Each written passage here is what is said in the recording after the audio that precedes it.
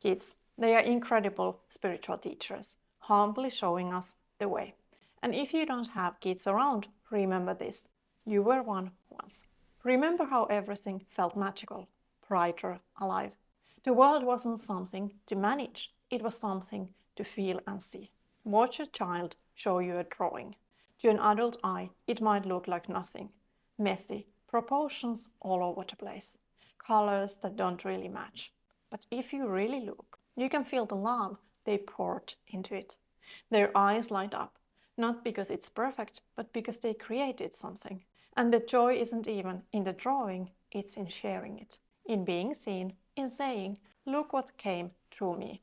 Imagine living like that again, creating without rules, sharing joy without limits, loving with the full heart.